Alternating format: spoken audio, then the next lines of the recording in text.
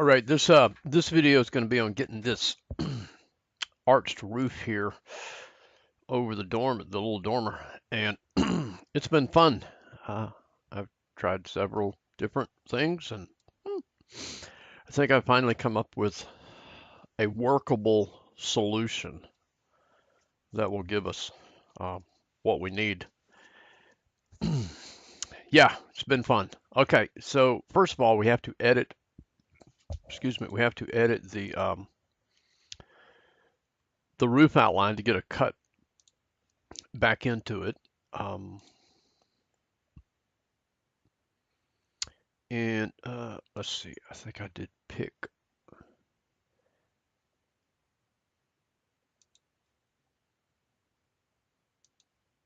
So I want that. And I did it, I actually did it right through, kind of through the wall there. Okay. Um, and let's extend these down.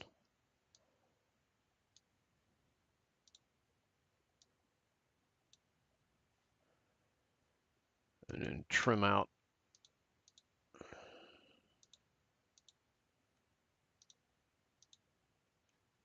Unjoint. Okay.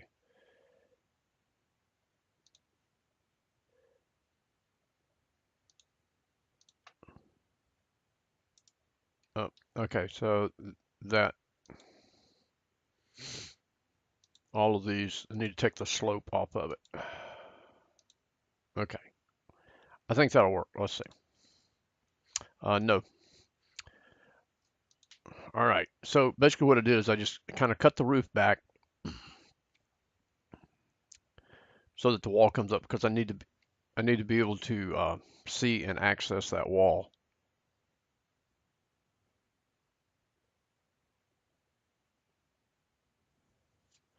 Okay. Next we're going to do a generic, a conceptual mass on this wall, and you're going to have to really watch um, how you're doing it. So we'll go massing in sight, in place mass, dormer 2. All right, and now I want to set my work plane as the front of that wall. Okay.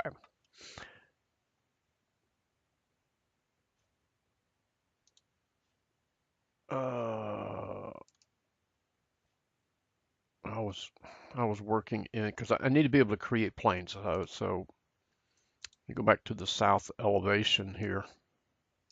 Now I can set work planes. Okay, and just I'm gonna drop 3 planes in here. And the reason I'm using planes is because I can attach to them and dimension them and stuff like that. So I'm just gonna drop 3 of them in here that are not aligned or really constrained to anything. And all right, and so now I want to put some dimensions, aligned dimensions from the outside of the wall to the plane, and then from the high ceiling level. Is that right? No, excuse me. This one right here, stone dormer level down to that one. Okay. All right. Now then, when you look at the drawing sheet for this, on sheet 4, the second floor plan, it has like a plywood truss that is cut out of plywood and glued together, manufactured. That's 8 and 3/4 of an inch thick. The dimensions on this detail go to the outside of the sheathing, so it's a little confusing. And I figured the best way to make this model is to make this mass the thickness of the trim board that's going to go on the outside, the 1x6 trim board. So Um, and so that's what I did with I was successful with this one. Okay.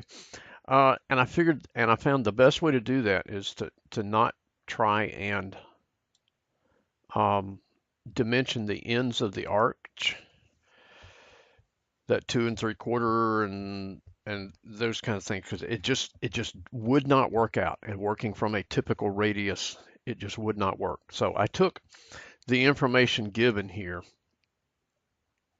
Okay, so that radius 2'4",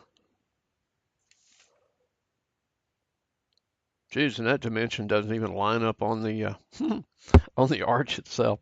Okay, so I'm assuming that's the inside radius of the rafter or the truss. Okay, and I subtracted the 6 13/16 from that. That would bring it down to the top of the girders, and then that anyway ended up 1 foot 9 3/16 down for this dimension here. But 9 3/16 inch. Okay, and then you notice I pulled the ends of that line back in. That way I can have a midpoint there that I'm going to snap to. Okay, now these the two outside edges, the drawings show 4 7/8.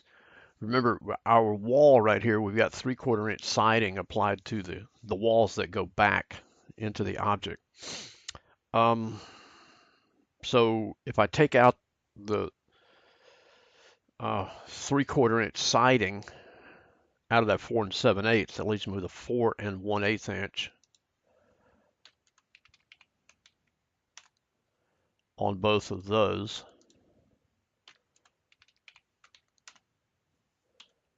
Okay, and now I want to come up here and I'm going to go model and pick a plane. Okay, and I want to get that. There we go, the front of the wall. And then I'm going to go circle. And this right here tells me the placement plane is going to draw it on that wall. So I'm going to go to the midpoint of this line, which should be the center of the window. And I'm going to come out and I want that circle to be 3 foot 1.5 inch. And I came up with that with the 2'4" radius plus the 9.5 inches for the thickness of the truss and the roof sheathing. The 2 layers of sheathing are included in that. So that gives me 3 foot 1.5 inch. Okay. All right, and let's double check that. It's on the exterior surface of the basic wall. Okay. All right, so now I want to do a offset of 5.5 inches. That's how thick I want my mass to be. And so I'm going to offset that to the inside. Okay. Now let's check that. All right, so that's on the exterior wall. Okay. All right, where this crosses this line right here, we're going to draw a line down to this intersection right here. So we'll go back and we're going to go line, model, and we're still on our placement plane is important because we may, depending on what you click on first, it may change plane. So I'm gonna click on the intersection with the wall first, and then bring it out to that intersection. Okay, and then I'll do the same thing over here, intersection with the wall, and that one. And now I should be able to trim.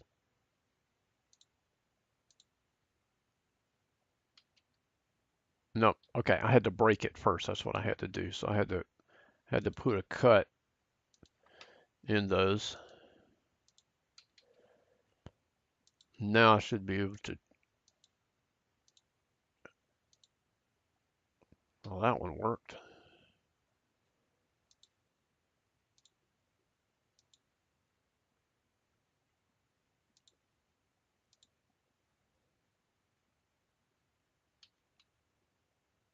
I don't know why that one didn't work, but then we'll take and delete those out. Okay, so that's got my sketch done for it. So, and it should be a continuous chain of lines. And so we'll select it, go create form, and we're going to go solid form. Okay, and now that's created it. So let me click on my 3D view.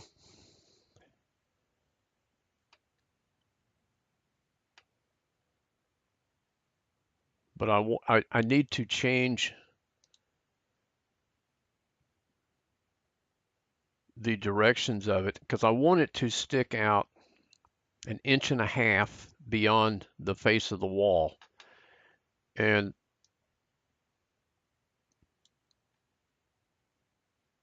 so really what I ended up doing is I created this thing and then I went into a section view. Oop, see that just grabbed that line. It didn't do the whole thing. So let's finish our mass and let's pull us up a section view. I'm gonna have to move this one over. That should be it. Okay. So I'm going to pull this part of the mass back, but I don't want it to intersect the roof yet. And I want to pull this one back and pop a dimension on it to the face of the wall. And that needs to be 1.5 inches. And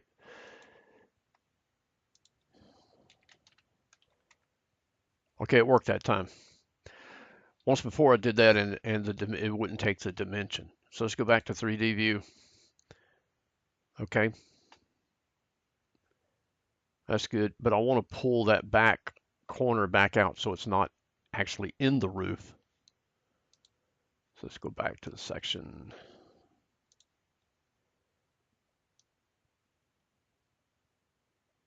Okay.